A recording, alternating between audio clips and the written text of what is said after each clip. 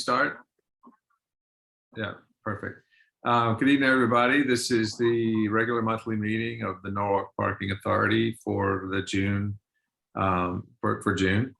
And James, if you have the agenda, we could pull it up, but I know that our start off item is input, public input, or open input. So do we have anyone that would like to comment? James, can you just stop sharing for 1 second? I do that every time. You think I'd Sorry. learned by now? We just have one, we do have one attendee, but Benjamin, if you'd like to speak, can you please raise your hand? Okay, he does not want to speak, so that's all we have. Okay, then we can move on to the agenda, James. All right. So regarding the minutes of the last meeting, are there any comments or discussion items? No. Hearing none, may I have a motion to approve? Sure, I'll make that motion. I read them and I think they're good as written, so I'll make a motion to approve. Thank you, Judd. A second. Second. Thank you, Matt. All in favor? Is Pam on the call? I can't see the whole panel list. Yes, she is. Okay. Yes, I'm here. Oh, hi, Pam. So all in favor? Aye. Aye. Any opposed? Good. So that carries. So the financial operating report. All right, Rocky's gonna steer the ship here for a moment.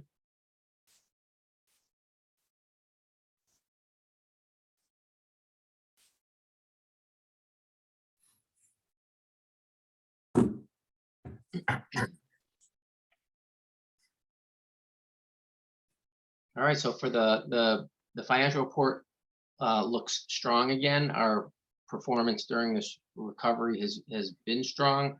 Revenue, expenses, the fund balance are all favorable to budget. From a monthly and year-to-date comparison, everything is up compared to last year, which is no surprise. If we move on to the variance report, if there's any questions on that, but I think one thing to note is when it comes to transient parking, even though it's lower than projected at many of the railroad facilities and some of the others, one of the positive notes that we've seen is when it comes to in relation to pre-COVID, the activity levels compared to 2019, they seem to be recovering more quickly on the weekend. So when you look at weekend activity compared to weekday, that is recovering quicker. So that just seems to suggest to us or support that leisure activity, people wanting to get out, is just coming back faster than business activity. And we're seeing that really at nearly all the locations. And then James, I don't know if you want to talk about the pre-COVID to current graphs that we include. We talk about on the next page. And I'm sorry, Yeah. I swapped usually I have the revenue up on the top and the expenses on the bottom, and I must have swapped them by accident. But the good news is on the revenue side, we are at 91% of pre-COVID levels system wide, so that's good. Yeah, again, we're seeing the same trends. Our on-street meter revenue is doing really well, transactions and on-street. So, like Stoffy just said, weekends, people are coming down, they're enjoying Sono, they're enjoying the Wall Street area. So they are there. The commuter lots are really still what's still hurting us a little bit. And we've got to try and come up with some creative ways to help drive that the permit and the transient in the in both of our railroad lots. I think that's kind of where we need to start focusing our efforts. Rocky, could you scroll up just a little bit, if you don't mind? Thank you very much.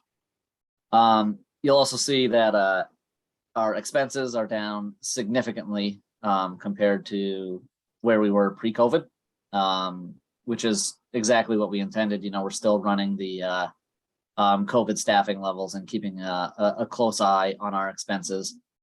And that's, again, just because you never know, right? Variant number 493 might show up in a week and a half, you know, and then who knows what we're going to have to deal with. So I think running lean and mean right now is still our best path forward, while still trying to make sure we maintain the upkeep on all of our facilities. Thank you. Right. So stop me if I can on 1 second on just for the Yes, sir. for the group. So if memory serves me correctly, looking at the transient revenue, this is the transient for the garages, right? This is transient for the garages and lots. And so the gap seems to be narrowing. Still a gap, still a Yes. considerable gap, but we're seeing some of the transient visitors back during the week too. Yes. Yeah, we are. They're not returning as quickly as the pace as the leisure activity on the weekends. Okay. So if you look at the average transactions per weekend compared to per weekday, and you compare that, you know, May 2022 to May 9, 2019, you'll see at almost every location that that percentage is much higher on the weekend. So for example, like Maritime Garage, from 2019 May to this past month, the weekend activity average number of transaction per weekend is at 91% of what it was in 2019, whereas opposed to the weekday average was at about 63%. So you know, I just want to make sure that if we're seeing, you know, a higher trend of visitors in the facilities in the weekends that we're staffing appropriately, and we're seeing more staff on the weekends versus what we're seeing on a traditional weekday when we have lower. Yes. Right. So I mean, the staffing levels, I think they're appropriate right now. Okay. We haven't really had any issues, but yes, in general, when and Rocky could speak to kind of, you know, the staffing schedule if we needed to. But as there's more activity, I mean, we understand the operations too, and we're kind of used to the trends, not just, you know, weekday to weekend, but just throughout the year. So, you know, we make sure it's staffed kind of accordingly. Okay. You know, like Haviland, you look at Haviland, I mean, there's no staffing obviously there, but that's already surpassed on weekends, you know, what we were in May of 19. Well, Haviland's been very strong for a very long time. So yeah. Right. Yeah. And Yankee Doodle, the Yankee Doodle is like 158% of where it was at 19. So there's Yankee Doodle is really? yeah. Wow. I mean, not if you see the numbers, you know, we averaged about 68 on the weekend, you know, in May of 2019. So that percentage increase, you know, to 107 in May is, you know, it's just the mathematics. Right, but for that garage, Yeah, that's in great. absolute numbers, this may not be a huge number, but it's improvement. Yeah, great. Good. So, And we didn't even do all our improvements over there yet. right, just wait till you do, right? Mhm. So on the next page, Rock, we got the system-wide activity and then the permits on the following page. You know, like we said, we're getting near pre-COVID levels. One thing I noticed is on the permit page, I did include 2019. I'll make sure that all the graphs have 19 in it. So when we talk about pre-COVID, you can actually see that graph as well, that line graph. Hey, So I'll Kathy, make sure- I think Matthew has a question. You want? Oh, yes. Thanks. Yeah, sorry. So I recognize that this is my second meeting here, Sathi, but looking at the variance report, this is the second month in a row where transient revenue is off by 25%. and you seem to be making it up in violations. You seem to be covering the spread in violation. So I'm slightly curious if you feel like there's a communication problem, or whether this is what's driving the fact that, that parking violations are up 300% when transient revenue is down 25%. Yeah, so we have certainly increased activity going on, and this is compared to budget too. So you have to remember, when we created this budget, it was probably 8 months prior to when we started doing this, 8 months prior to July 1 coming around. So we didn't anticipate that much of a return. And I mean, we're not doing anything any differently. We certainly want to make sure that people are paying at the meter, and that's where we generate the revenue from. But there's consistent, enforcement going on, and I don't know, and that's really what it is. People are paying it, and in the customer courtesy program, we've kind of brought back to normal. If you don't remember what that was, we were issuing customer courtesy. Yep, I've seen it. I just, looking at your violation rate in the chart that's further down. Yeah. It doesn't necessarily reflect an increase necessarily in activity, but there's certainly an increase in revenue associated with it. So I'm just curious, is compliance with violation up, or is there a communication problem that's driving the need for increased enforcement? No, I think people are paying, but I think we've come off a year where enforcement was virtually shut off because of the pandemic, and there's still some non-compliance. I mean, in terms of how people are conducting their day-to-day enforcement activities, it's really not much different. They pass by. Hey, Stephanie, Stephanie, you have if I the- can, Matt. Yeah. Oh, sorry, Eric. No, I was just going to say the parking violation is a whole category of issues. And so it might be helpful to understand where the numbers really lie within those categories. Are they all, parking meters that expired, or are they all, what are they? So, yeah, I mean, what we can do if you want, so after the meeting, is either provide some additional information and drill down into where the violations are coming from, whether they're overtime or at a meter, or whatever the violation code is. We can provide that too. And if you want that in the report, we can do that going forward too. Because I think, Matt, to your point, that might speak to where the numbers are really. Yeah, it would improve our understanding, certainly. So Yeah. A supplement would be great. Thank you. Yeah, so Matt, I was going to talk about that as well. The parking authority does more than just the meter violations. So they'll do the safety violations as well, like blocking a crosswalk, parking too close to the corner. Blocking traffic, right? So those violations, I think we can get you to have that. But I did want to speak to two things, relatively quickly on it.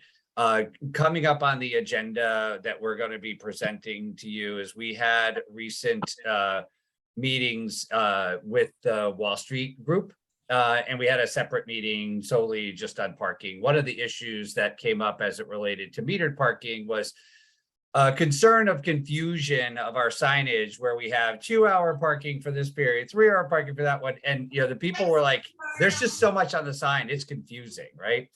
So we spent some time talking about, better clarification of just timing, there's not a lot of difference between 2 and 3 hours. If we're creating some confusion, why don't we just have a sign that simply says 3 hour, move everything just to 3 hours, right? And do 3 hours from X time to X time, X day to X day, simplify the sign, get rid of all the text.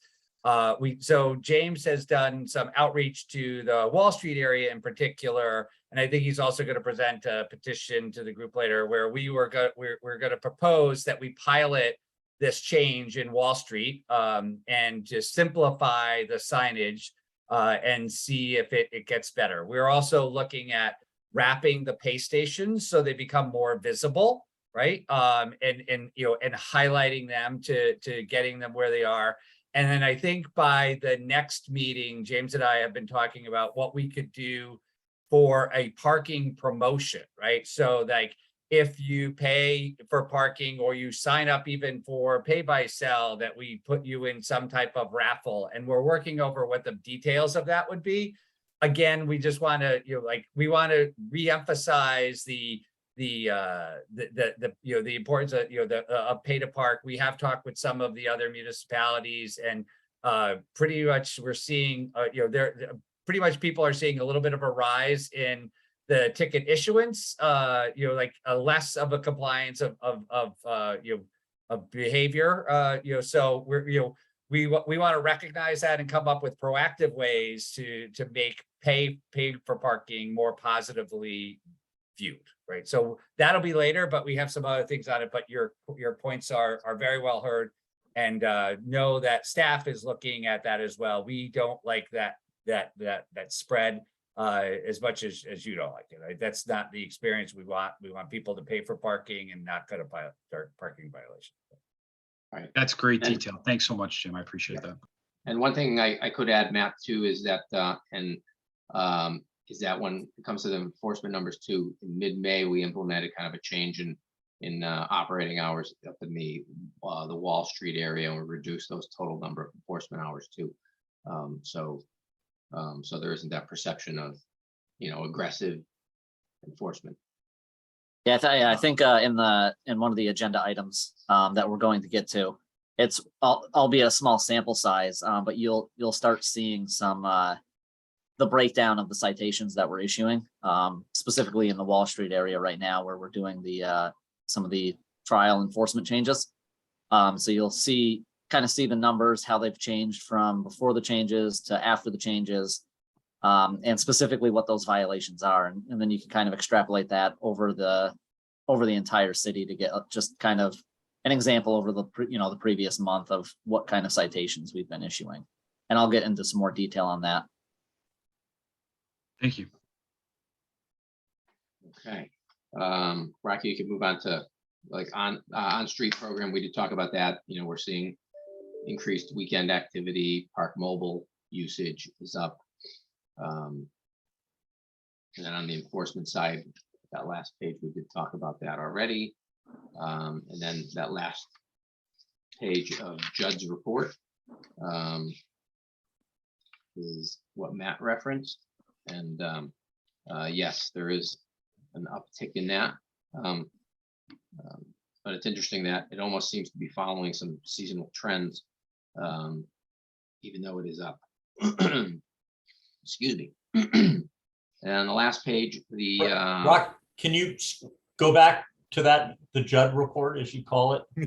Just, I just want to, that last table down there, to me, is the most important one, and it's showing that 2.79 tickets per 100 transactions. So to me, that's the most important number in the ticketing, and you can see it's been holding pretty steady around that number all year for the fiscal year. And I hope with some of the changes they've made in enforcement, we're going to see that drop. Yep, we hope to see that. Yep. And then the pay by sell, we talked about that's come back pretty strong. So that's the abridged version of the monthly report, unless there's any more questions. And if there's any other information that somebody wants, we can certainly, provide it outside of it.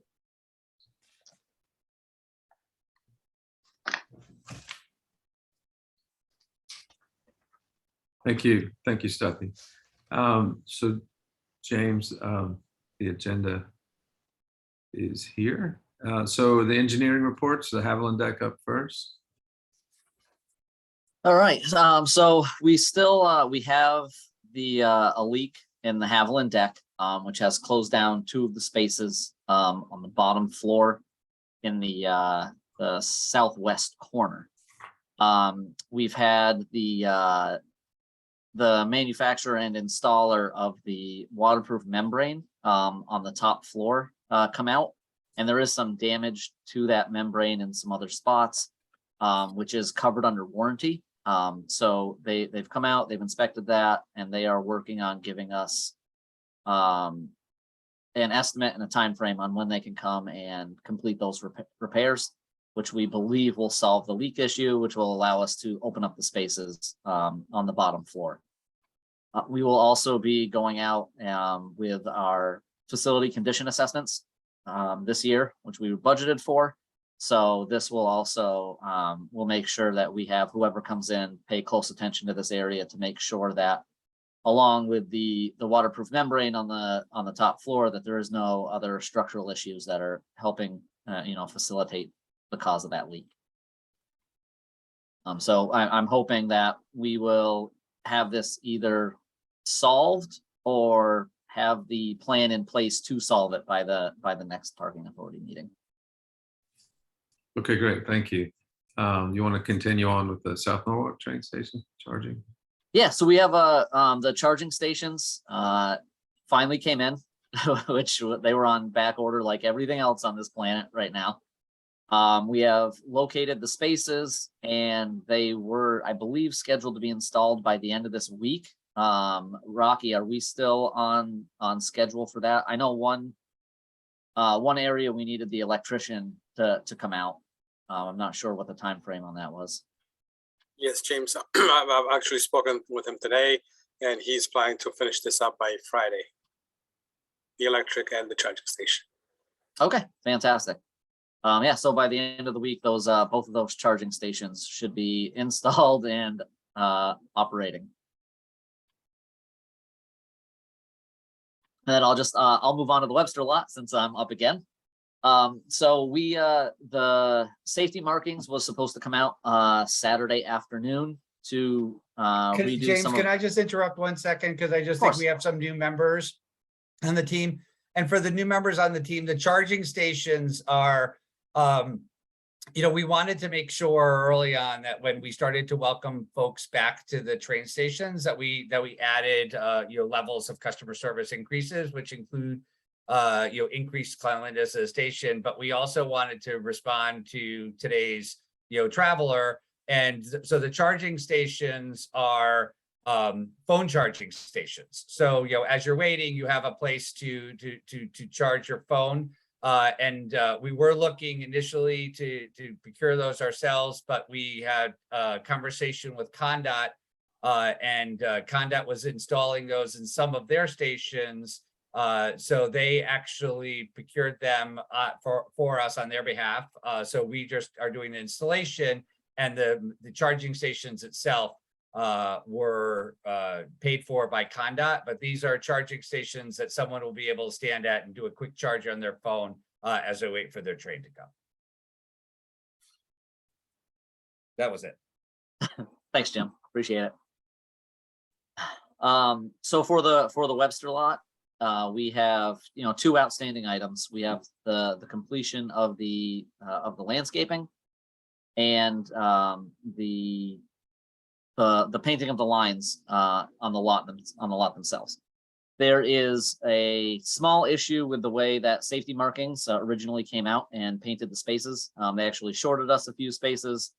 So we've asked them to come out and rectify that. They were supposed to do that on Saturday, but they did not show up. When I talked to the lead engineer who was managing the project yesterday afternoon, he was reaching out to them for an updated time frame of when they will be back, and we have not received that yet. I would hope that they would be able to come out and have that portion completed by the time we have our next meeting. But unfortunately, I just don't have the update on the timing for that. For the remaining landscaping, there are some of the, I'd say about 3/4 of the trees are planted. There's some shrubbery left as well. But according to the people at the nursery, those plants have not had the ability to really take root and are not healthy enough yet in the season to be transplanted. So we're just waiting for the root system to be healthy enough to be able to get transplanted. And once that's done, they'll be out to install those. And those are the two remaining open items for the Webster Lot Green Infrastructure Project.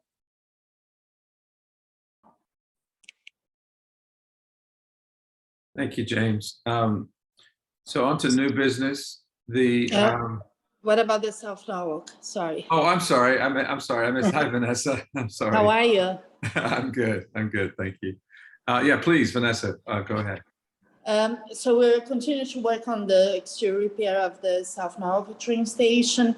So approximately 90% of the northwest facade is completed, has been power washed. Also, it has been caulked. Then the southern helix has been about 50% power wash and caulk. And now we are working some of the expansion joints that we need to do. So we still have the southeast facade to complete. We are about 30% complete on that. And then where is the Danbury line, we're also installing a joint sealant this week and power washing that area. So that is the main things that are going on there. And then this contract would wrap up around August. So we are kind of on track as of now from where we are. How often does this kind of work occur, Vanessa? Well, this is the first time since it was built, because there were two things. One of the reasons why we did this project was when this garage was done, all these outside vertical joints, they were not caulked by the original design.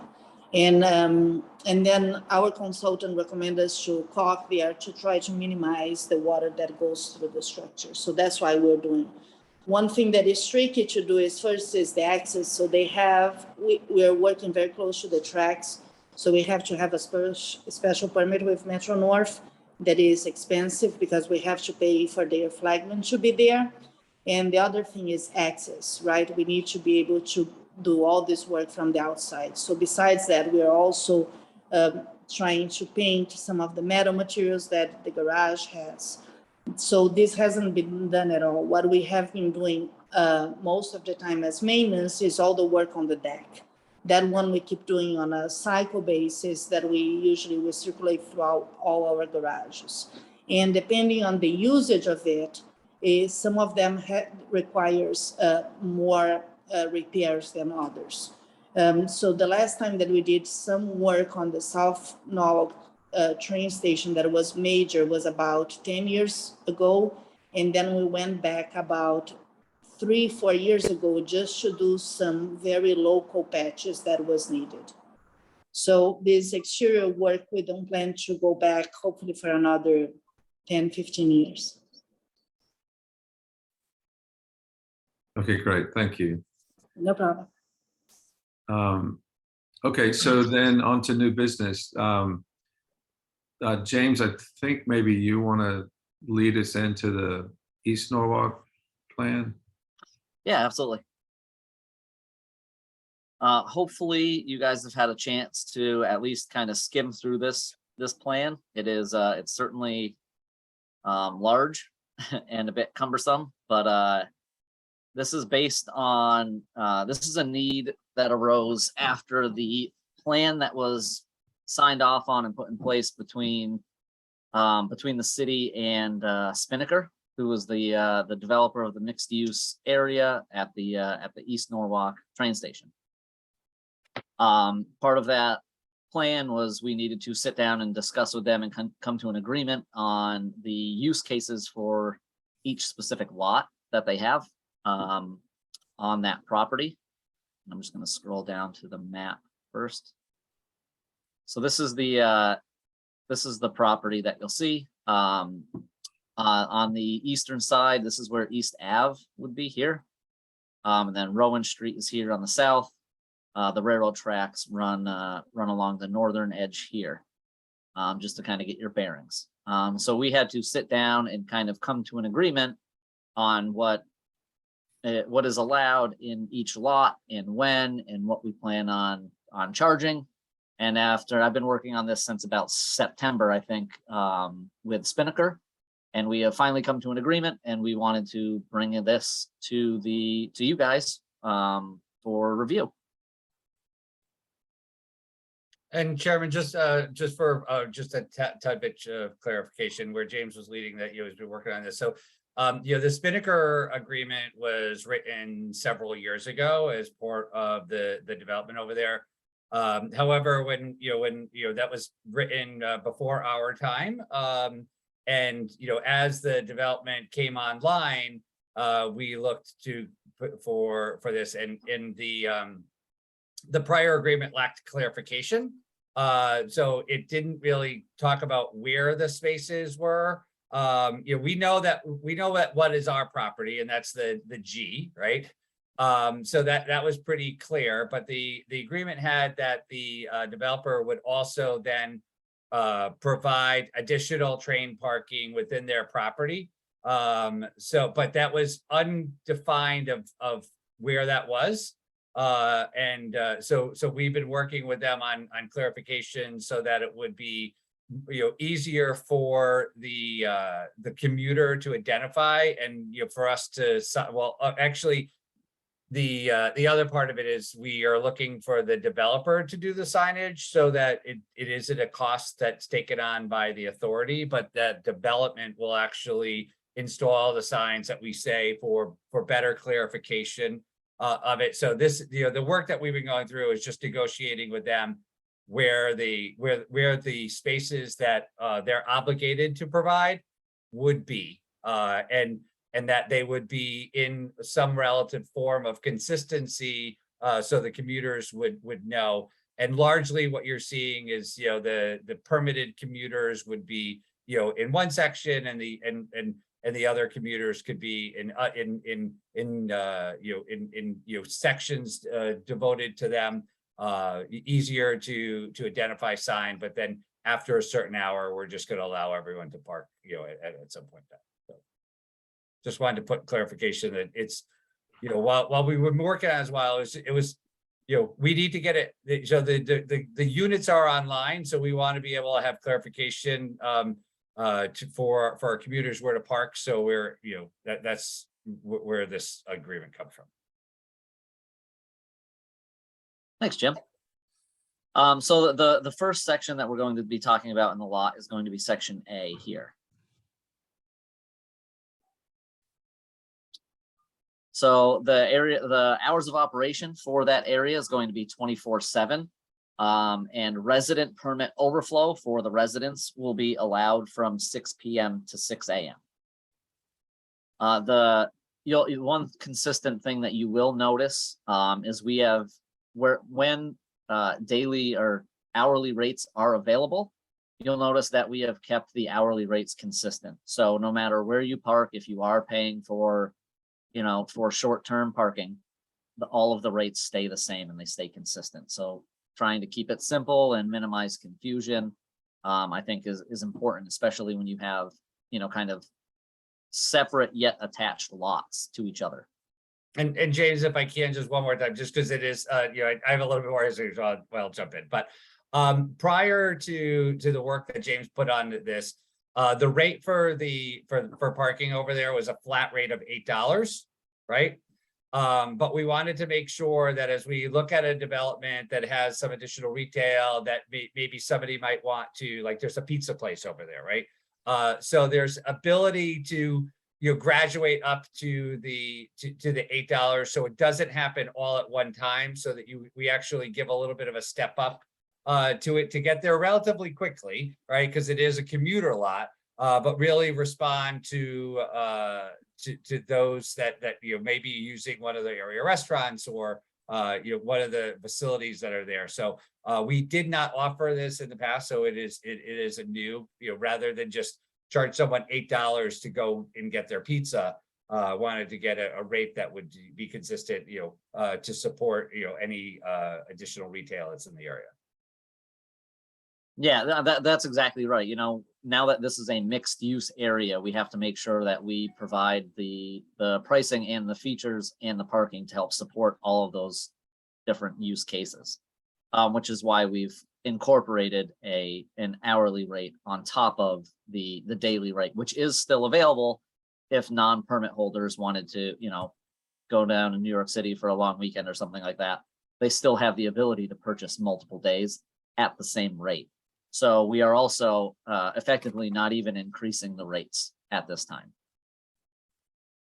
For all of the areas, you'll also see that Spinnaker is hopeful that the NPA would be willing to conduct the enforcement of all of their lots. And that enforcement revenue would come to us because we would be using all of our enforcement equipment. And then in some of their specific lots that are Spinnaker areas, that hourly payment revenue would go into their own separate pay by Park Mobile account. So we would not see it. We don't have to touch it. We're not a pass through at all. It's a completely separate entity. However, all of that transaction information will be pushed to our enforcement system via an API, so we can still enforce just like we would do anywhere else. So it's simple and effective. So the way the rates work is your first and second hour is 50 cents an hour. From there, we wanted to kind of charge a premium for some of the mid to longer tier parking, which will go to $3.50 an hour. That takes your total to $8 for 4 hours. Once you reach that $8, it's going to automatically jump you, no matter what time you pay, to 6 a.m. the next morning. And then at that time during the payment process, you have the ability to add in $8 increments only for multiple days. So that's how the rate structure breakdown is going to work. Hours of operation and who can park where are pretty much the only variables from space or from lot to lot. I'm sorry. Before we move on, do we have any questions about Area A? Because I feel like any questions you have for Area A should help kind of answer questions in the other lots as well. Got a general question? Sure. Yeah. Is this all Park Mobile text to park only, or are there going to be pay stations? This will be Park Mobile only. And you said Spinnaker is going to have a different app than Park Mobile for their areas? No, they will have the exact same app. So the customer making the payment will not see any difference. They just have to make sure that they enter the right zone, which is what we require them to do anywhere else in the city. Okay. So the end user actually will have no idea that, you know, revenue in this lot goes to someone else, revenue in this lot goes to us. It's just simple. They pay and they move on. They have no idea what's going on in the background. Okay. Pam, I believe I saw your hand raised. Yeah, so there'll be signage for the zones, for the various areas. Yes, absolutely. Well, if this Okay. is agreed upon, Rocky and I and Spinnaker have already sat down to set up the new zone numbers for each area. So as this is approved, we will make sure we go ahead and get the signage up for each area. Okay. Yep. There isn't going to be any signage for the rates. That'll come up when you pull up your Park Mobile app, or? Yes, that's correct. Okay.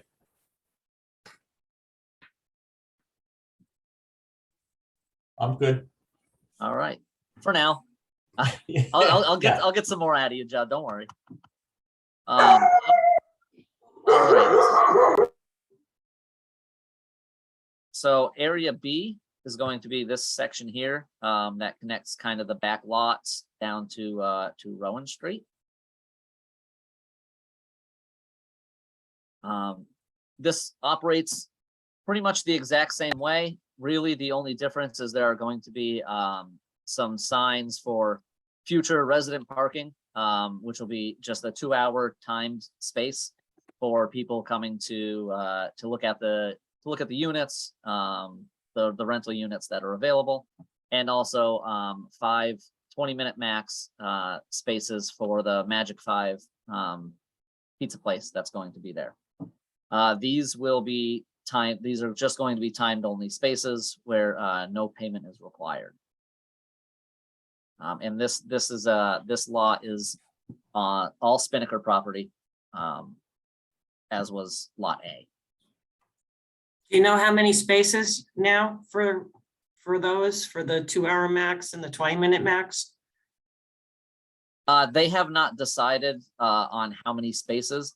The last time I talked to them, they were thinking it was probably going to be 3 and 3. Okay, I wouldn't expect much more of that. It might be 4 and 2. You know, they may do some variation of that, but I would expect a total of 6 spaces dedicated to both of those. And then the other spaces allow payment and permit parking in those spaces 24/7, and also their resident permit overflows from 6 p.m. to 6 a.m.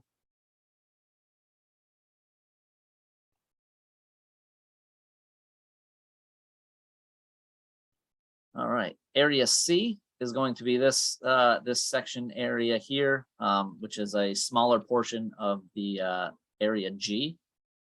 And that is only going to be for the Pooch Hotel, which is currently there. We wanted to make sure that we were still able to support the business that was currently there. So 11 spaces will be dedicated to the Pooch Hotel 24/7. And we will enforce those spaces on behalf of Spinnaker.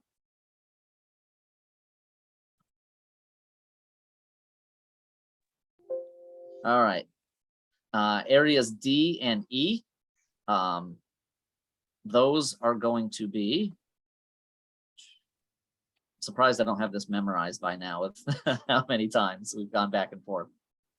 So these are going to be paid spaces where it's paid parking and resident permit overflow 24/7. So a transient commuter can use these spaces. Someone visiting the restaurant in the area can use these spaces, and the resident permit overflows are also available in these spaces. question, Yes, with the Station House Restaurant, so 24/7 is going to be paid parking, so they don't have like after 6 o'clock free parking for their patrons. So it's going to be a 24/7 paid parking for them. that is correct. Yes. Okay, because now nobody's paying when you park there. Yeah, right now, nobody's paying anywhere here when it Okay, comes to transient parking. how does the restaurant feel about that? Have you talked to them? I believe Spinnaker has been involved in conversations with them because these 2 lots are on Spinnaker property. Oh, okay, okay. yeah. So we do not have the rights to change those rates. You will see there is a section as we go further that belongs to the Station House that you'll see that we go by as well, which might help alleviate some concerns that I think you have. Any other questions on D and E for now at this point? All right. And if you do have a question, feel free to just unmute and speak up. I'm using a lot of my screen area right now, so I don't get to see everybody on the Zoom. So I may not see you if you raise your hand. So feel free to just chime in and interrupt me.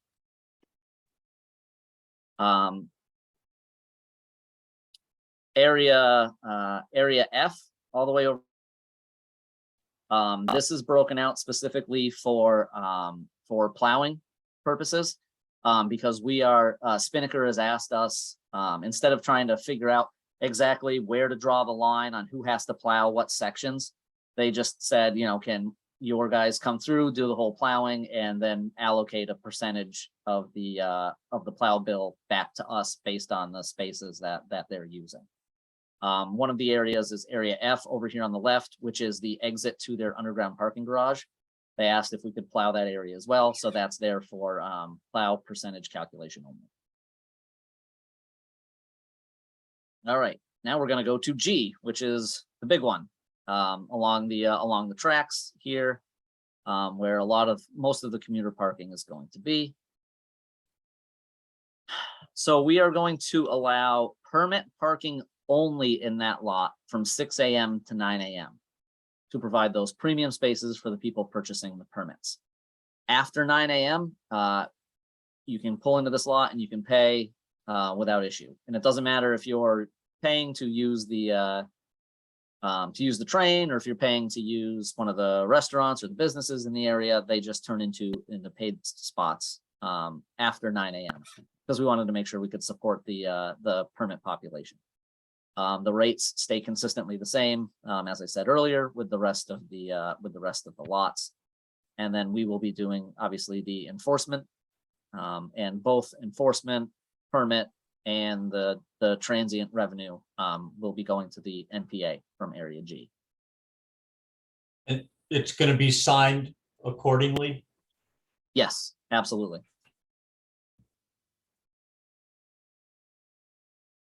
On this map, you'll see there are, I believe they're yellow. I'm colorblind, so don't quote me on that. Some yellow circles and yellow squares. The squares are going to be the wayfinding signs, kind of directing people, if you're here for permit parking, where to go. If you're looking for transient parking, where to go, etc. And then the round signs are going to be roughly where we're going to be putting the payment signs, the park mobile signs with the zones, how to pay, all of that information. All right, Area H and Area I are also going to act the exact same. There is a little bit more flexibility in H and I, and you'll see that as we go through. So the permit parking and paid parking is available 24/7 in both of those lots. However, we are allowing an employee permit program in both of these lots from 11 a.m. to 12 a.m. And then we're also going to be allowing the resident permit overflow from 6 p.m. to 6 a.m. So, that allows people to make sure that they are the resident, if they're spending the night and there's no room in their garage, that they are out by 6 a.m. to support the train station passengers as they come in. The employee permits that we're going to be offering are only going to be offered to specific businesses in the area. So, someone 4 blocks down the road that has their own parking or something like that can't just kind of piggyback on these spaces. And we're going to be charging $25 for those. And those will have to be verified on a monthly basis by LAS. And we currently have the ability, we already offer some permit parking in the Maritime, I believe. So we already have the feature set ready available. And that's also going to be the exact same thing for I.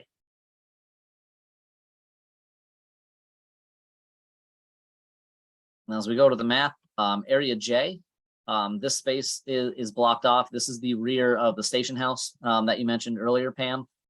This area is actually owned by the station house. So they have their own spaces here as well in the back of that lot, in the back of the building. And then the 2 remaining spaces, K and L, areas K and L, those are just the travel spaces. And those will be split 50-50 between us and Spinnaker when it comes to the plow allocation. Okay, now with Station House is going to monitor their own parking lot, Jay? Yes. Okay. Yeah, that's their property that they own. But I will check with Spinnaker to see where their conversations have gone. And then I will reach out to the station house directly as well to make sure that they are just being taken care of and they're in the loop on everything. Do you know how many spots they have there? I don't off the top of my head. They have 2 big dumpsters back there. They have their grease, where they dump their grease. And then they have 2 big dumpsters back there. So there's really only like 3 parking spaces. Yeah, and there's parked back behind there. And then on the other side, where across from the back of the restaurant is the Pooch Motel, and then some other offices are there. Yeah, so directly behind the station house, they own all the way up to the building. So those spaces along that area, as far as we can tell from our plans, belong to the station house. they'll probably use it for their employees. Gotcha. Well, I mean, they also, I'm assuming, once we finalize the employee permits, that might be something that they want to look into, because we do offer employee parking. Because, as a business owner, you want to make sure you're giving your premium parking spaces to your customers rather than, Yeah, your employees. So that might be something that they'd want to take advantage of. okay, thank you. You're welcome. All right, so I know that was a lot. So are there any other questions, concerns, comments about anything in this plan or anything you guys see? Eric, there's a question from the public. If down at the bottom of the screen, you see that Q&A? I did see that. And there's a couple of points about that. Number one, we don't take public comment in the middle of our meeting. It's sort of inappropriate to try and slip a note to the chairman in the middle of a meeting. But that aside, does everyone see the note, or is it just me? And No, I see it. okay, I so read it. so I the read it. request is to table this. And so I guess, and we're at the point where we can discuss it, discuss what James has presented. So maybe let's have any discussion we want to have, and then figure out what to do with that message. And Darlene, are you on the phone, Darlene?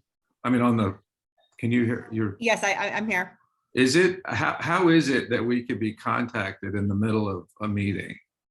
Well, it's just a Q&A. I don't know if you have to answer, but it's just people, so people can, if they have a question, I guess. It's after the public participation though. Yeah, I mean, that's the concern, is like this instance aside, it raises a question that, I think maybe we should talk about, because if we were in person, this wouldn't occur. But anyway, so that's another matter. But anyway, so James, I think maybe if there are questions related to or discussion about what you've presented, let's do that. Yeah, absolutely. What else you guys got? I There's got- Judd. What do you got, buddy? You must have put a lot of time into this. From what I'm seeing here, it looks well thought out, given the complexity. So thank you. Appreciate it. But I think, if some issues come up, because this is all done with Park Mobile and things like that, we would have flexibility to adjust if needed. Is that right? It is. So this, everything is flexible. There is, we have some notes in here. Areas H and I are going to be consistently monitored for their capacity and use cases and can be adjusted in the future based on those findings. So Okay. Spinnaker is being very flexible with us. And, again, this is step number one, right? Everything looks good on paper until you get out in the field and start implementing it, and then you never know what happens.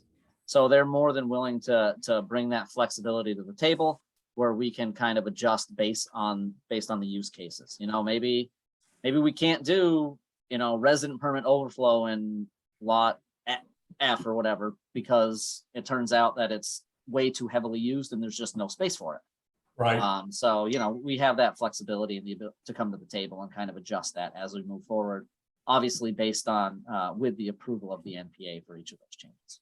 And how long has all of this parking been offline, so to speak, basically unmonitored, free? That would have to go to either Sirac or Staffy. It's been off since I started here. A long time. Yeah, so Judd, let me take that one. So it's a couple of things. For how long it's been offline, so we have not done full enforcement of this because we have not had clarification for the end user, and we were not comfortable moving forward until that happened. So the challenge was the prior yeah, the previous, the LDA, the land development agreement that required Spinnaker to provide 50 parking spaces wasn't outlined in the initial document.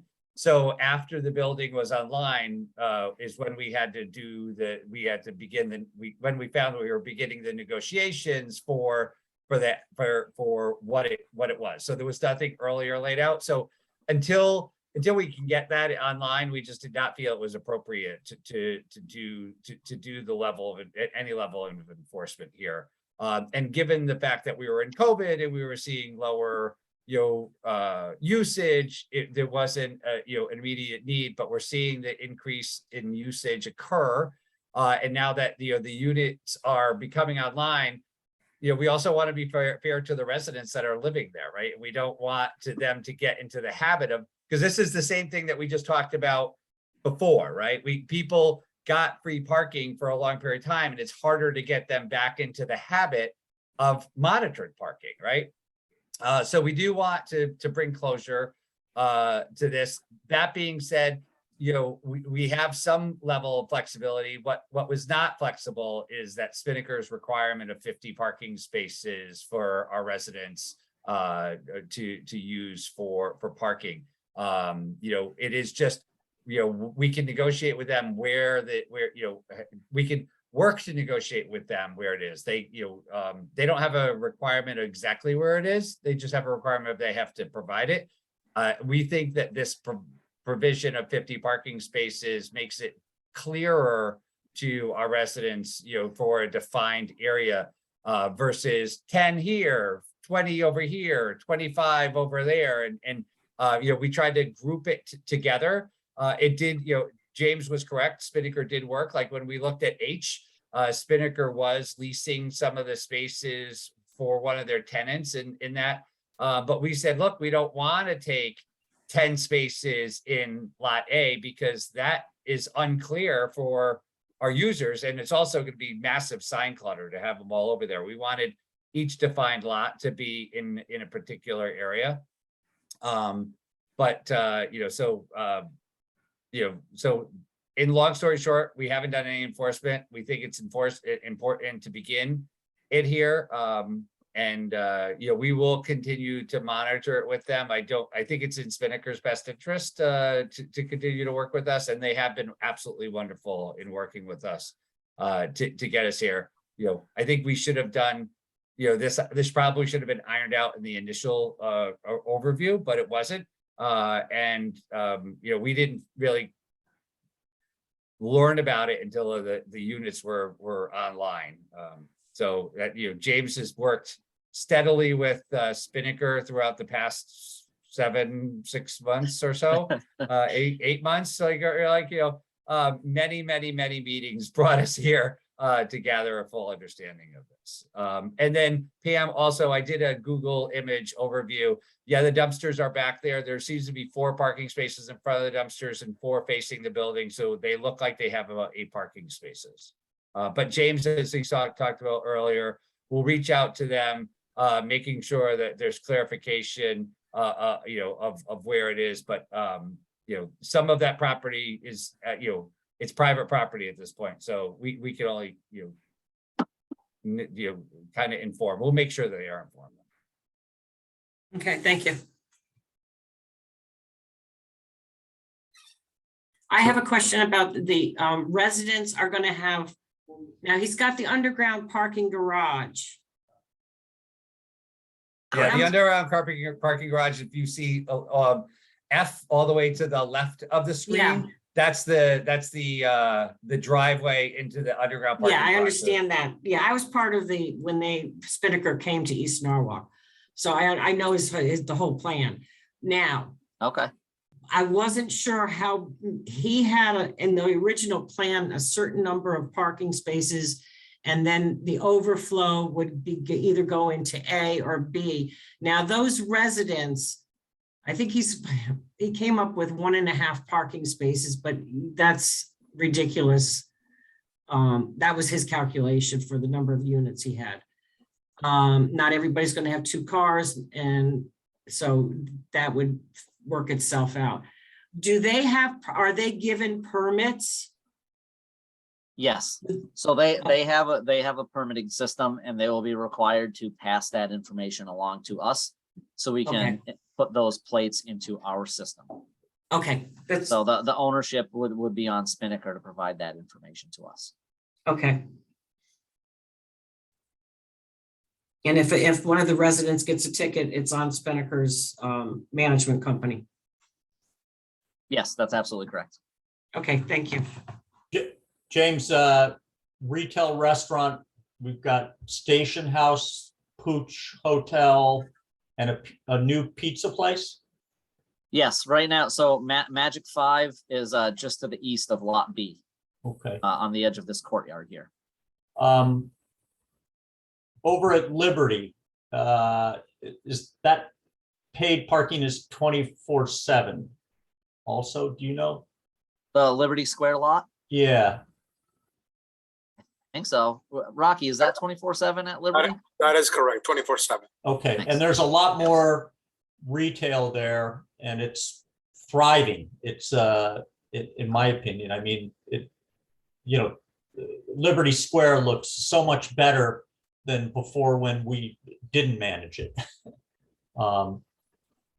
And Well, one Obviously I wasn't disadvantage- here at that point, but that is Yeah, what one that's the disadvantage feedback with I've heard. Liberty Square parking is the people the residents that live above that retail now have to pay for parking. Yeah. They're not happy. They weren't happy with the transition, but it seems to have worked itself out. yeah, but that's also the case in South Norwalk with Haviland and, there's very little free parking there, but yeah, I think it's worked out for the most part, so. I think okay. the same as here, is the residents pay for their parking in this. Yep. building. Yep. Okay.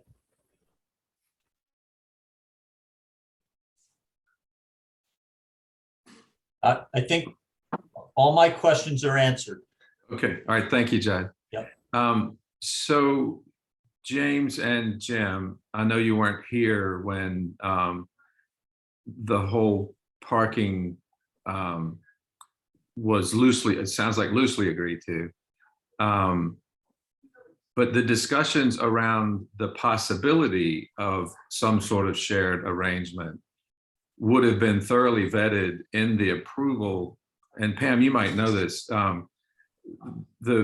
The possibility of a parking arrangement like this would have been thoroughly vetted in the approval process, right? I mean, it was part of the approval, wasn't it? I'd have to go back to look at the actual approval, but it was very loosey-goosey.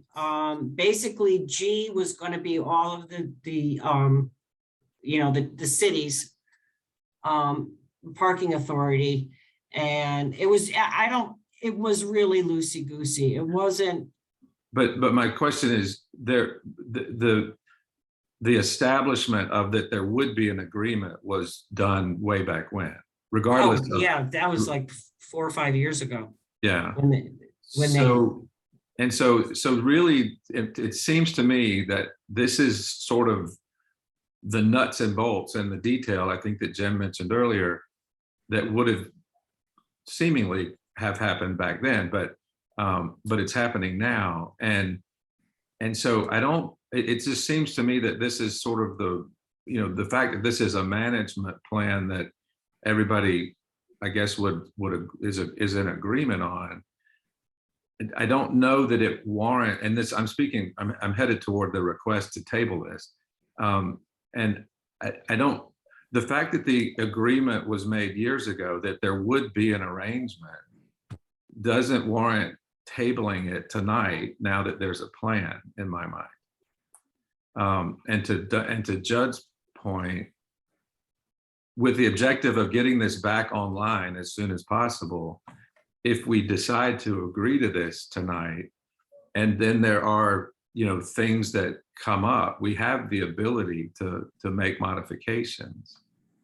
So James, what's the value of moving forward tonight versus not? You mentioned that it gives the ability to get the parking lot sort of back online, but are there other things that are of benefit? I mean, yeah, there's a lot of benefits. I mean, right now this area is just chaos. There is no signage whatsoever. And in my weekly facilities inspections, the place is packed. So I think we're doing the users of this mixed area, we're doing them a disservice by not providing managed parking here. And that's a shame for everybody, especially when we're trying to encourage people to ride the train and continue to use the ability that they have to use this station. You know, we're really tying our hands and doing them a disservice. So, oh, sorry. I was just gonna say, you know, there's really not, it seems complex, right? But there really isn't much flexibility here, unless we want to make it more confusing. You know, Jim touched on it earlier. You know, we could take, 20 spots from the corner of this lot and then change 20 spots in that lot. And then now you're just going to confuse the end user on where they can park, where they can't park. We're going to oversaturate it with signs. I mean, this really is the plan. It's why it took us 7 months to get here. We came to the table and this is like plan Q and we started at A. You know, this really is how it kind of fleshes out because we have specific numbers that we have to make work. So there's not much else we can do. Now we have some flexibility when it comes to, where to provide, resident overflow permits or the employee, things like that. We do have some flexibility there, but when it comes to the numbers, our hands are pretty tied. I mean, this just kind of is what it is. So Chairman, if I may, and the decision is completely up to you on what you want to do, right? I think, the issue of, we haven't been able to order signs because we don't know the final layout, right? If you don't approve this layout and it's a different type of layout, then it means a different type of sign, potentially a different type of signage, right? When we did look at the initial portion of this, it was some spaces over here, some spaces over there. It was disjointed. And we worked pretty hard to get the negotiation to be where it is. We worked together to come up with a negotiation of, since again, we're negotiating on private property, right? Because the only thing that we have control over is the tan, the light tan, right? That's the parking authority issue, right? The other is essentially all private property, right? So we've been negotiating with private property to really work through, an employee parking program, right? So there's a reduction so that there's places for that, so that there is, some type of lower, we're really looking at a lower fee so that, it could support area businesses and that we didn't have everything controlled over just a one-time $8 fee.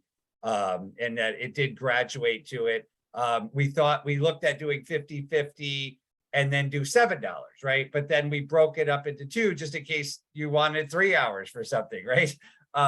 So there are a number of things, if you want to mull it over, it took us 7 months to get here. So if we take 8, it'll be 8, right?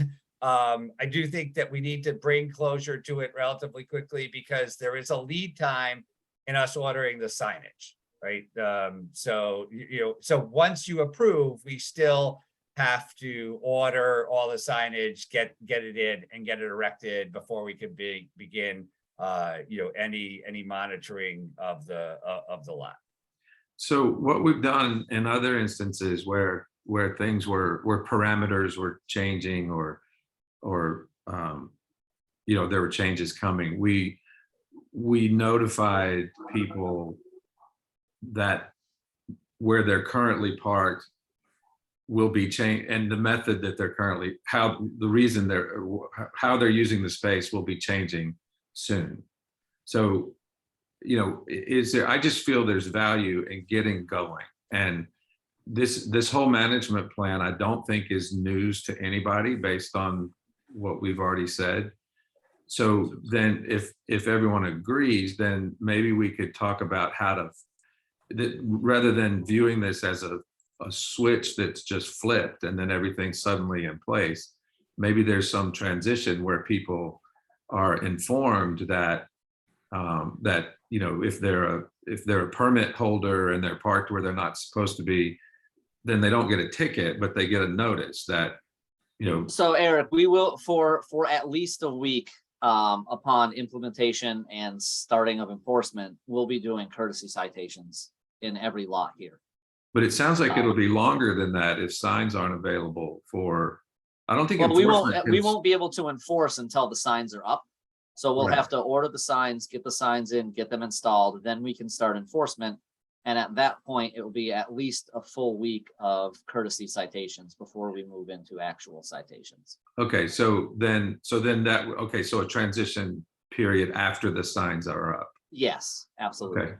So. Is- Go Sorry. ahead, Jeff. Yep, James, you're saying, so you're gonna order the signs. You're thinking that's gonna take a week? No, it'll take longer No. than that. The lead time that we're seeing on signs, is probably, 4 to 6 weeks. So, and then after the signs go up, we'll do courtesy notices for at least a week. So this isn't even, this won't be implemented, even if we approve it tonight, it's not actually gonna go online for a month or so, right? Am I understanding that correctly? Yes. Yeah, And I think also, Judd, I think when we do it, in addition to the courtesy citations, I would propose that we try to get a variable message board, maybe from DPW, and put it in the lot just to highlight this is a paid parking lot, right? So not that so not that you're only not, because even if you get a courtesy citation, right, your first initial approach was, I got a ticket, right? Like, oh, it's a $0, but let's see if I'd like to see if we can even avoid that to do it. So we'd start the lot with, see if we can't get one of their variable message Yeah, signs. that's smaller one. great idea, great idea. So Pam? James, put a note of that. got And also put down that Judd said it was a great idea. it. Yes, Pam? If you can work up a Facebook page, notification and post it under the city of Norwalk. Once I see it, I'll post it to the community page. And I love Norwalk, all the Norwalk pages. So you can notify the public via Facebook. It's easier that way. We'll Just work say on that the lot's gonna, as soon Yeah. as we get the signs, the lots, now we've figured out where everybody's gonna park. Just, pay attention to the signs and is now a paid parking. And, Mr. Chairman, as a East Norwalk resident and I was involved with Spinnaker when they first came online, when they first purchased this and proposed this plan. This is the most logical. And when we were sitting and going back and forth with the city and Spinnaker and East Norwalk residents, this was basically what Spinnaker was kind of proposing and what the city was proposing back then. I think it was 5-6 years ago. So, sorry, everyone, I dropped off. So this is the most logical plan I've seen and closest to when the original plan came to the city and to East Norwalk, to the 3rd taxing district, because I was the 3rd taxing district rep. So I see no reason to hold this up. This looks pretty logical to me. This looks like what it was before. Seriously, before Spinnaker took it over. Okay, sorry, everyone, I didn't realize my charger wasn't plugged in. So then, so Pam, thank you for that. Is there any, if there's no further discussion, we could take action? And if that's the case, we would have a motion to either approve or deny. I'll make a motion to approve. As long as we can get that electronic sign out there, Jim, and Pam, you can put that post on Facebook. I think it's, we got to start sometime. So, Right, but on that, just for that motion, Judd, we'll make every opportunity to get the sign, but they're not my signs. So Okay. I can only request it to be done if they're using it for something else. Like, okay. Like the East Avenue bridge closing. right. That seems to be there every weekend. All right, so I make a motion to approve the East Norwalk train station parking plan as presented tonight by city staff. Second the motion. All in favor? Aye. It's unanimous. Thank you. So James, in the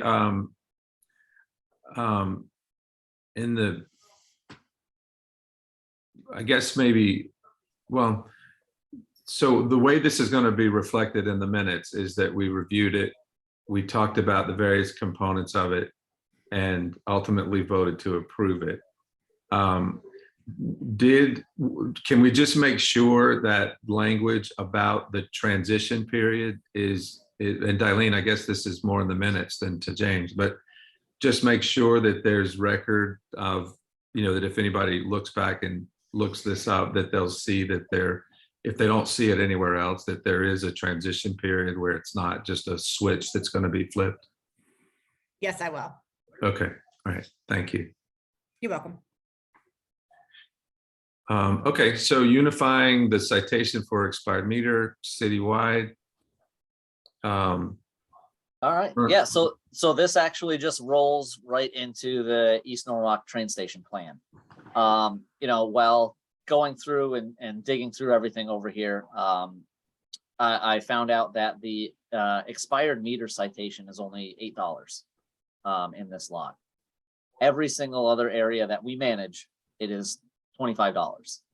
And I think as part of a good, well-managed parking program, unification and standardization is very important. And so I think that we should discuss, and then if you guys are open to voting on increasing that to the $25, which is exactly what we charge everywhere else. I'm not sure, I don't know the reason why it was $8. Either Rocky or Stoppy may be able to chime in on that, or maybe one of the board members remembers. I'm not sure how long it's been like that, or why. Yeah, I can chime in. Rocky can fill in some blanks, but Perfect, thanks, Stoppy. early on when it was only permit parking in the early days, and then there was a lot of weekend usage, and so it started as just weekend usage, and it was decided by the board at the time to just do what they were doing in Westport at the time. So Westport, you park there, you get actually a citation for $8, and they use that as kind of like the way to charge for daily parking. So that's why it was done that way, and then it just stayed that way. Gotcha. So it was more of a daily fee. It was more of a exactly. It was more of a daily fee than it was a violation. Okay, and that makes even more sense now. If we're moving into, now that you guys have voted to approve the plan, and almost all of those lots, we now have hourly parking available to people who want to use it. So again, I think it's even more paramount now at this point to unify the process across the board. James, I think this is probably very, very logical, but to make it consistent with the timing of the expiration of our, phase in with what we've just kind of discussed here.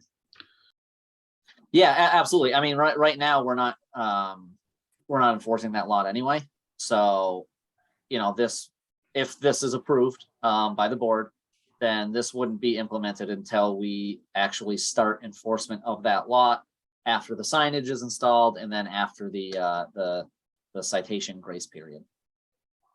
Perhaps it wouldn't be the worst idea to include a note as part of the grace period that the city is moving to a unified fee for expired meter.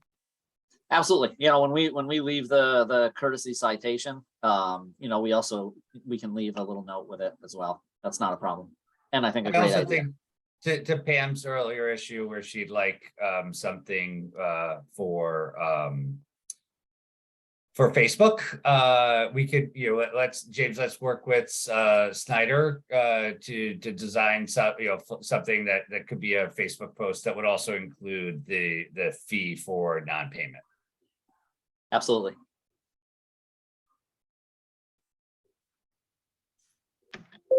Okay, so if there's no further discussion on that, then can we have a motion to approve or deny or deny?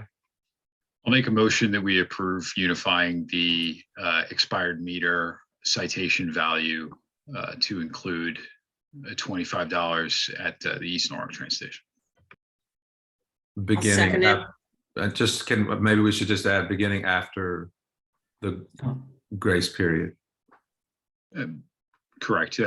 Beginning with the enforcement post grace period for the transit oriented area that we just discussed. I'll second it. All in favor? Aye. Aye. It's unanimous. Thank you. The 50 Washington plan. All right. So another thing that we've been working on for the last couple months with Mike Oz over at 50 Washington is how to kind of better support the current parking situation there for his needs. As I'm sure most of you are aware, 50 Washington is a large building and the parking capacity just doesn't quite exist at this time to support that building fully. So we're looking for creative ways where we can still utilize the spaces that are sold to him. I believe it's 40 spaces. Is that correct, Sarak? 40 something. That is correct, 40 reserved spaces. Okay, great. So right now we offer them 40 reserved spaces. And you know, one of his issues is that, you know, a lot of times the spaces are empty, but they can't be used by, you know, people coming to visit or you know, potential tenants and things like that. And with the flexible work schedule, we wanted to be able to, you know, better utilize all those spaces. So if you've got 10 employees and, you know, only 5 of them are going to be coming in today and the other 5 are going to be coming in tomorrow, how can we better utilize those other 5 spaces that are just going to sit empty on that day rather than just selling 10 permits, knowing that they're only going to be using those 5 spaces. So one of the things that we talked about was the simplest solution sometimes really is the best solution. There were a couple of other things that we talked about and went back and forth on that had some exorbitant costs that would require equipment, and just it really wasn't feasible at this time. So as if you can see the screen, what we're looking at is the creation of a pooling system where the customers under the pooling system will have to pre-register for parking on a daily basis. So what happens is, you know, business A knows the 5 employees out of the 10 that are going to be coming in today. So they have to pre-register those 5 plates for those spaces. So then those are registered in, we can come in, we can enforce like normal. We would never know the difference. And then they just can manage the parking on their own while still not increasing above and beyond the 40 spaces that we currently allocate. Rocky, is there anything else on this scenario that I missed that you think we should touch on? No, you hit it all, James. Yeah, So- I think if I can just I think what James really is going, this is kind of simplifying what we're doing right now. Right now, there's 40 parking spaces, and if 35 of those people don't show up today because they were only giving up, then they can remain empty. And we want to be able to, you know, what 50 Washington does is want to be able to support their businesses in a much more efficient manner. And particularly now that we're seeing, you know, flexible work schedules. And so, you know, these are essentially their spaces, you know, that they book on a, you know, full-time basis for us. And, you know, James really, you know, reiterated, he spent a lot of time, working with the system on how we could, how we could change our parking requirements to meet the current needs of businesses. And I think he did a really great job with this. And this does put the ownership, of making sure that they're pre-registered on 50 Washington.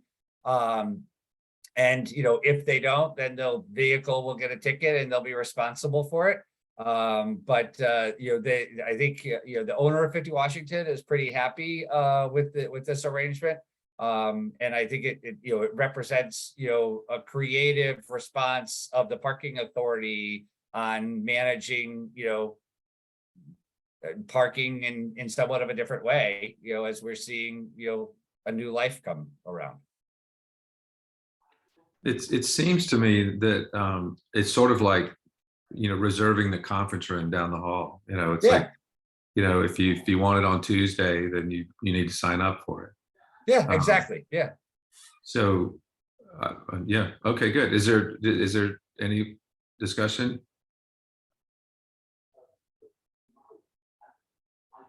Then with none, can we have a motion to approve or deny?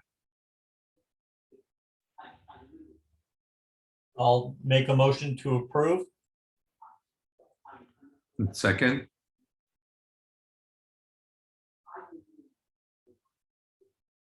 Second. so either Matt or me. All in favor? Aye. Aye. So that's unanimous. Thank you. Simplify parking in the Wall Street area, 2-hour max. So James, this is a trial. Yeah, so right now, in the Wall Street area, the parking limits are, it's a 2-hour max until 6 p.m. and then it's a 3-hour max from 6 p.m. until 9 p.m. One of the things that the constant feedback that we get is, and Jim alluded to this earlier, is signage confusion and parking confusion. We want to try and simplify the process. We had a parking meeting for with the Wall Street community members at the end of last month. And one of the many things that consistently came up across the board is simplifying the rules and regulations. And I love it. I think it's a great idea. It also will allow us to simplify the signage and make things clearer. And on top of this, what Rocky and his team are currently doing right now is a complete sign inventory of the Wall Street area to be prepared for this. Right now, our signage is a little bit inconsistent. So, you'll have this sign here will have a ways to pay sign on it. And then the next sign down will just have the maximum lengths of stay without a ways to pay. So if someone pulls in front of the ways to pay sign, they're like, oh, great, I got to pay for parking. They pay, they move on. If someone happens to pull right up into one of the signs that just has the timed, then they just assume that they are in a timed spot. I've seen this come up in the citation hearings. So I think simplifying the rules and again, standardizing our signposts is extremely important. And this will allow us, along with the changes that you all voted to make, to remove the text to pay so we can go to a smaller sign rather than the 3 ways to pay.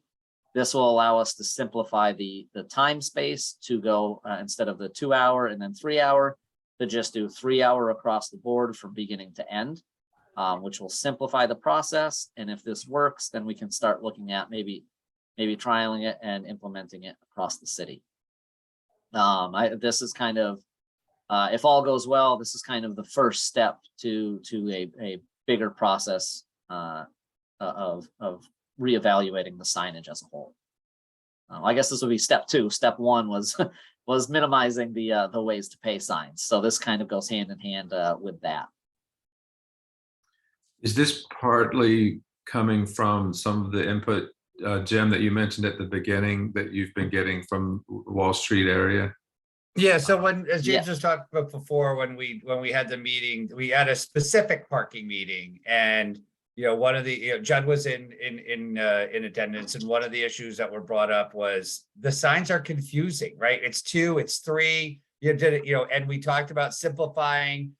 James did some outreach to individual businesses about just simplifying to 3 hours and received positive response. And we received positive response as a little vote in the meeting, but it wasn't a true representation of everybody who was there. So we also then opened that up during the recent design kickoff meeting and had a petition signed by people, for the 3 hour, max day, so that you'll look at a sign, it will be much simpler. It tells you what to do.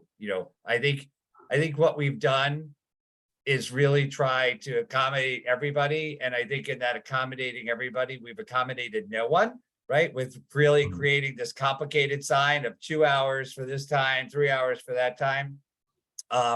And simple is better, right? And I think this is a good approach to simple. I think what we're proposing to do is pilot this in Wall Street, since it came up in the Wall Street area. If it's successful in Wall Street, I would propose that we do the same outreach to Washington and look to implement this as our standard going forward.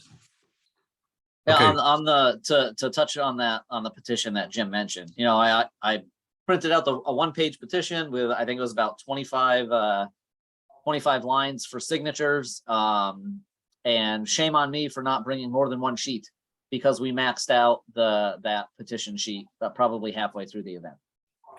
So it was very, very popular with the public to simplify and go to just the 3 hour rather than the 2 hour, 3 hour. Okay, so this is in direct response to that. Yes. Okay.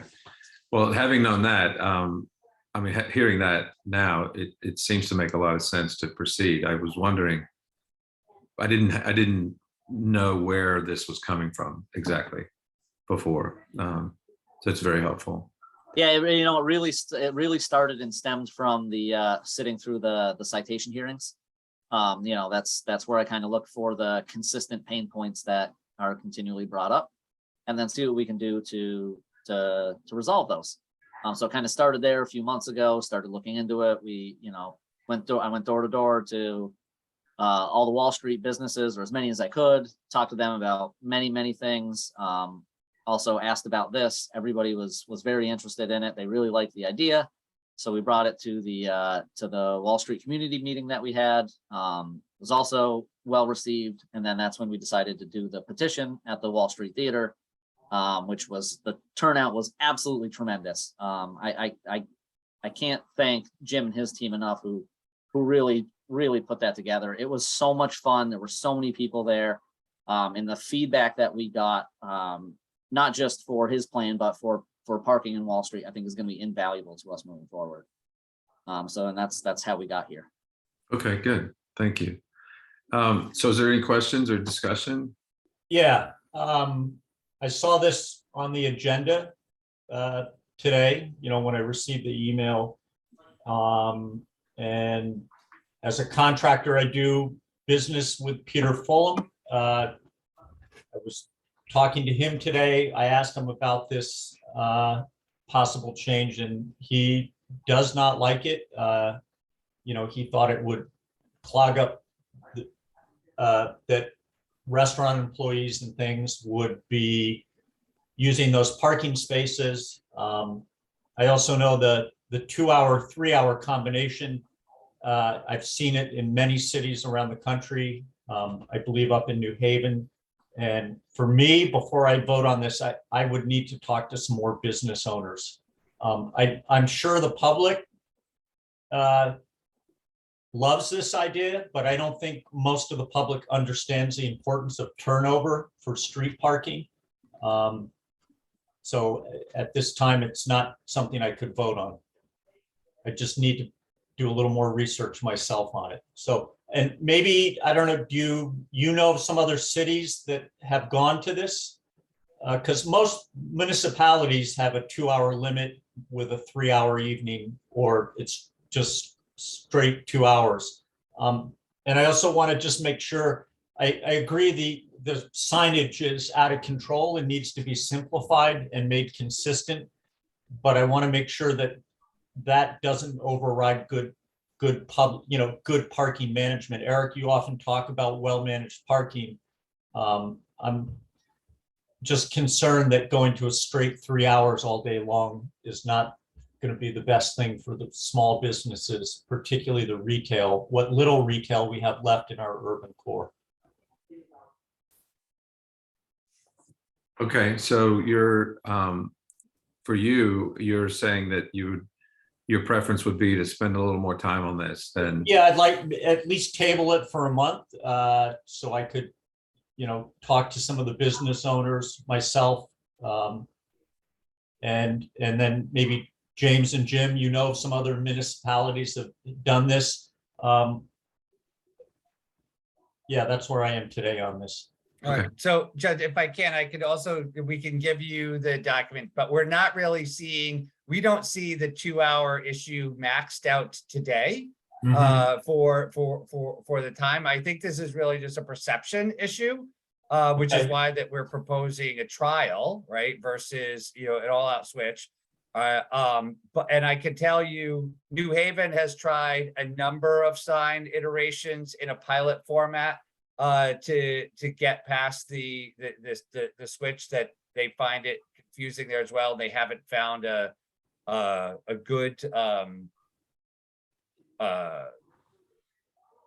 they haven't found a better solution, but I think what they're finding is that they're not really liking the current side as well. They find it confusing. So they're not liking the 2 and 3 hour combo. So I know from my conversations, so that was instituted by me, right? So I know from the prior director and current director that they still could see frustration from the end user of confusion about what to do. And I think what we heard in the meeting was people were confused about what to do. So we're just trying to simplify it. So New Haven has tried a couple of iterations of piloting on different blocks, different signage. And I know that they haven't found one that they've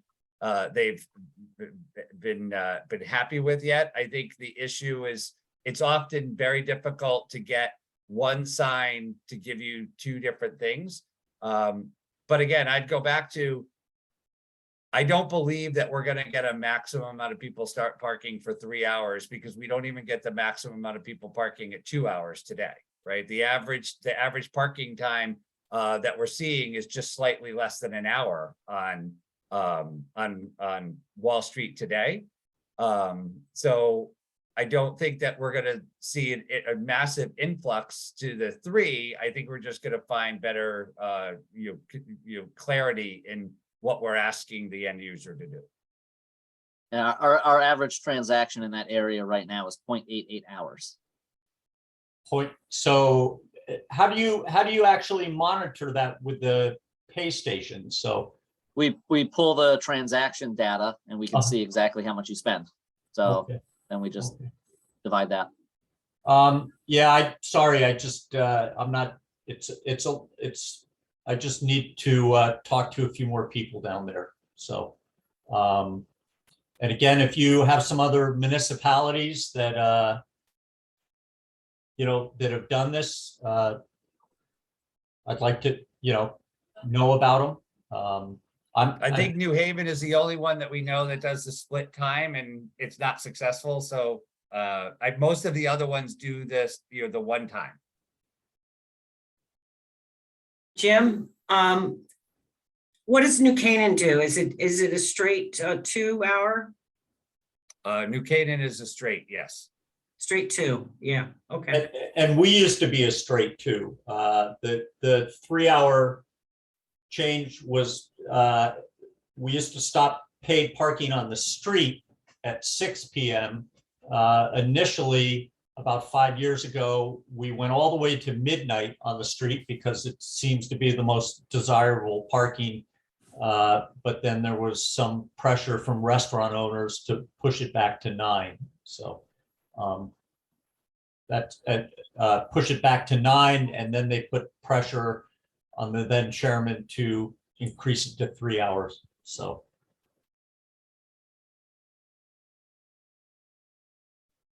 Okay, so then the request is being made to table this.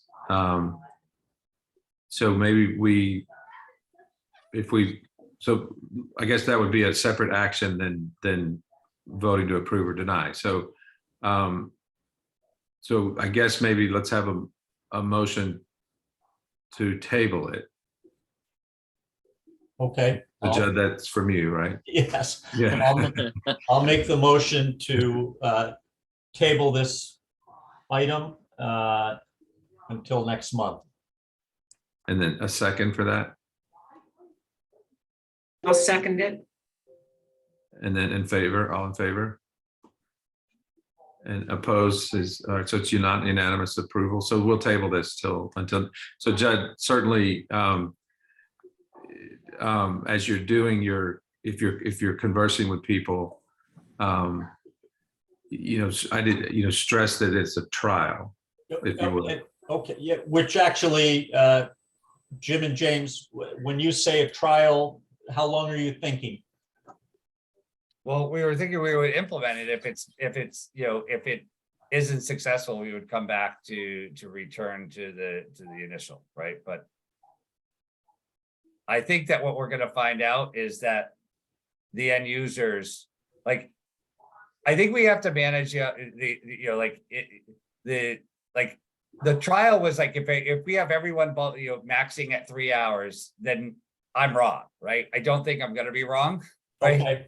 But I think the issue is, while there might be a difference between the users and the businesses, the users are the ones that are complaining. But in the case of Judd, you'll remember in the Wall Street meeting, this wasn't the users. These were the businesses that were complaining that the signage was confusing.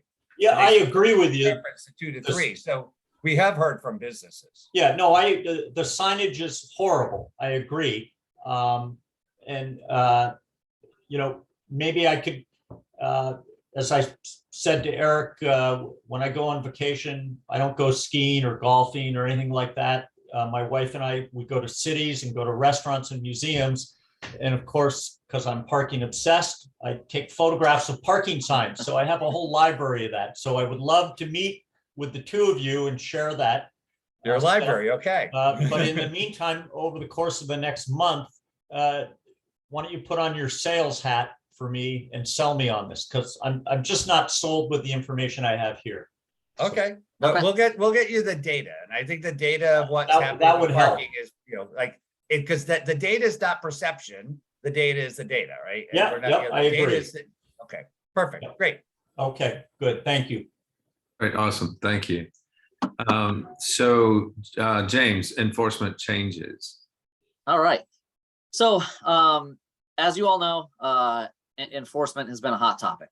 Along with really digging into the enforcement system as a whole, we went ahead and implemented a 3-week trial change of some of our enforcement routes, hours of operation, things like that, in the Wall Street area to try and see if we can continue to provide proper enforcement while mitigating the perception of being over enforced. So what you'll see is the 3 weeks before the change is the top graph, and the 3 weeks after the change is the bottom graph. And in the top right, you will see the percentage of change. So you will see almost across the board, with the exception of one, we have seen a percentage decrease in citations issued, which is kind of what we were expecting based on some of these changes. One thing though is if you take a look at the expired meter percentage, you don't see a drastic difference. So what that tells me is that really kind of points back to compliance, I think. So I think we really need to start doing a better job of incentivizing people to pay the meters, communicate better in that regard to kind of help mitigate that situation. The only outlier that we see is kind of the overtime parking. And I'm not sure why that is at this time. It's gonna require some more digging into the data. We really just got this together at the end of last week, and then Monday was a holiday. And then I was off today, so I haven't had a chance to really dig into the statistics too deep. James, I'm But I sorry. think Can you No, just go ahead. remind me the difference between overtime and expired meter? so expired meter is you didn't pay your and overtime is maybe the meter's paid, but you've been there for 3 hours instead of the 2. During the 2 hour Got it. maximum. Okay. So I believe we accomplished what we set out to accomplish. I think there's some fine tuning that we need to do in here a little bit more when it comes to routes and scheduling and things like that. But I think we're heading in the right direction. And then along with what Jim said earlier about kind of some incentive programs for people to, download Park Mobile and use and make a payment and kind of, some sort of raffle or something that we can come up with there. I think will go a long way. Do you guys have any specific questions on the data here as it's presented now? It looks promising. Yeah, no, I definitely. agree. How do you track this moving forward on a monthly basis or? Or- So right now, what we'll do is we'll expand on it, right? So we've tracked over the 3-week previous and the 3-week post. If we get to 4 weeks post, then we just pull another week from previous and we just kind of extend on both ends as we go to kind of see the trends. It would be the other thing that I'd like to do is once we start getting full months worth of data, 1st to 31st or, whatever it is, depending on that month, is also comparing to pre-COVID. Pull the same month pre-COVID and look at the current change, the changes that we've made to kind of see if there is what kind of trends we're looking at and see if we are really making the positive impact that I think we are. Again, it's a 3-week, 6-week sample size, so it's a very, very small sample size, but I do believe that we are heading down the right path. It's just going to require a little bit more refining. Excellent. All right, thank you. So there's no action on this, it's just reporting. Correct. Yeah, okay. All right, great, thank you. Definitely important. Great job, James. Yeah, absolutely. Progress, right? We're Yeah, getting there. It's good work. All right, and the last one for me is I just wanted to bring up the Yankee Doodle Garage facade enhancement that we presented to you guys on the 28th at the Yankee Doodle Garage. We are having the designer come in to do a presentation and answer questions for the Wall Street community. You guys are encouraged and more than welcome to join us. They're going to have a video, maybe some virtual reality, so you can kind of do a flyby and see the design concepts. And they're going to be there for Q&A, and that's going to be conveniently located at the Yankee Doodle Garage.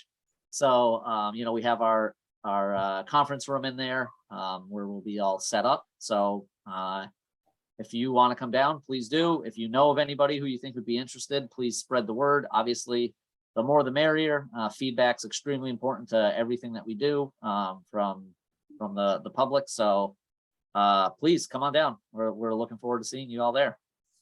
but January 28th, July 28th. Yes, July 28th. Right. I believe it's 6 p.m. And that's at the Yankee Doodle? Yes, sir. Oh, okay. I had it at Where's McMahon where's the conference room? I have So it's bad memories of Yankee Doodle. We're going to change that perception.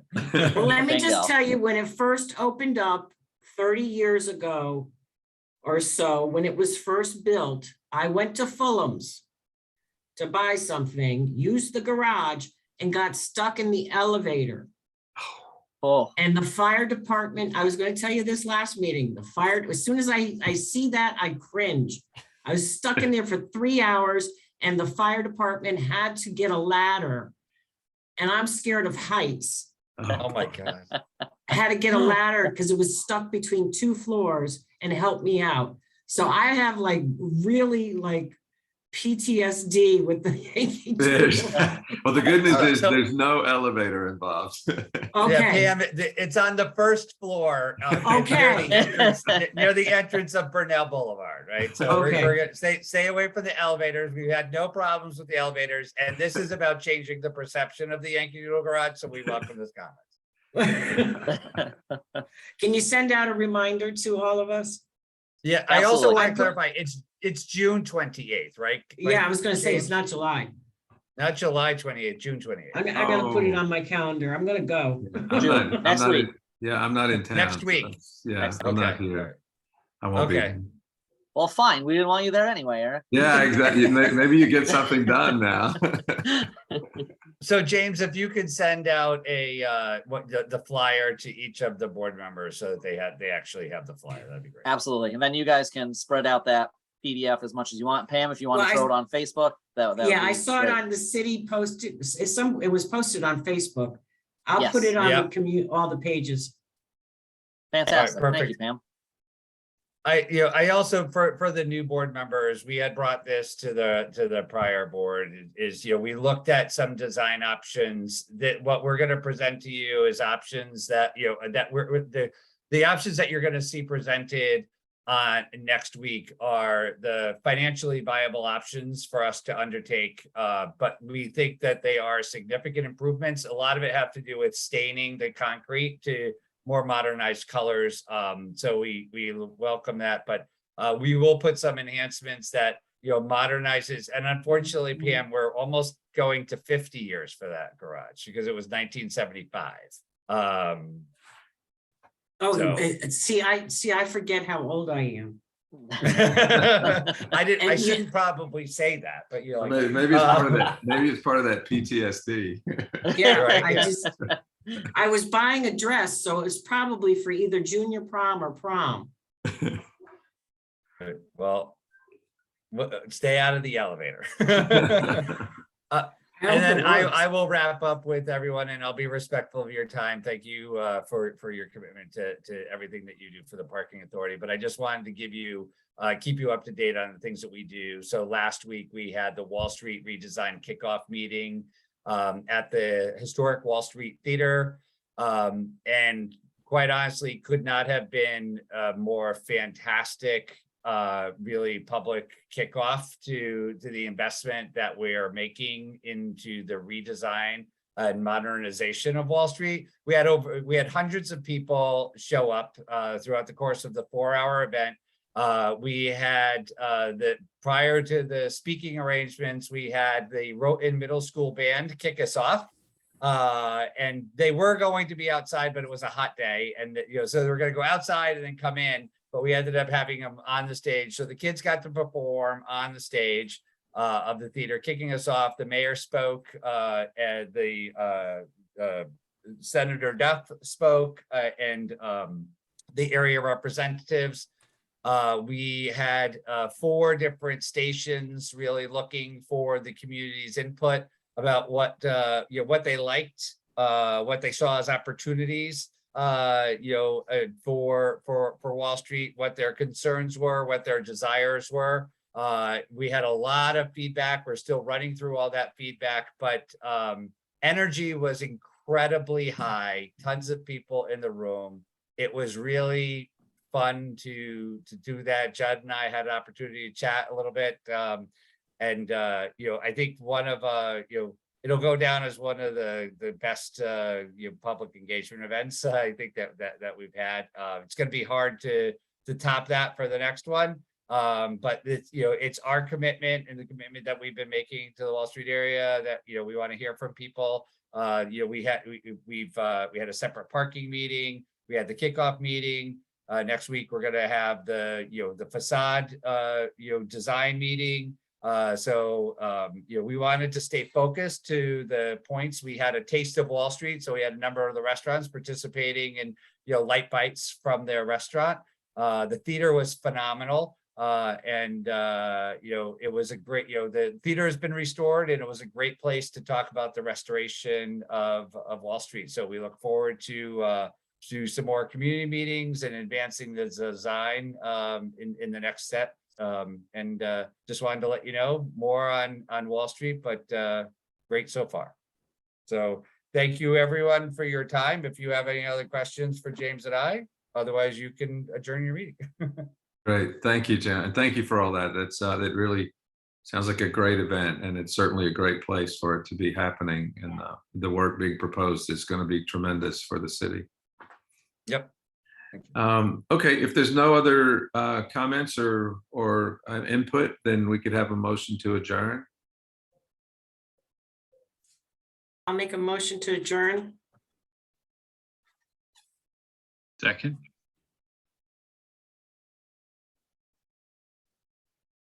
You're muted. You're Oh, muted. now I'm okay. Oh, sorry. So can we have a second? Second. Thanks, Matt. I'll approve. And Thank you, lastly, not very early on the meeting, but just to talk about the fantastic team that we have at the city, I just want to highlight, thank you to James and Vanessa. Both of these guys are off today, but showed up tonight to attend the meeting. So thank you to them. It really is an awesome team, and we certainly appreciate you guys doing this. Thank you. I'm back to vacation, baby. Go Enjoy your for it. night. Oh, so that was punch in that glass of yours. Yes, for now. It's got about another minute and a half until that changes. Thank All right, you. everybody. Good Have a All nice right, evening. good night. Good Bye. night. Good night. Have a good night.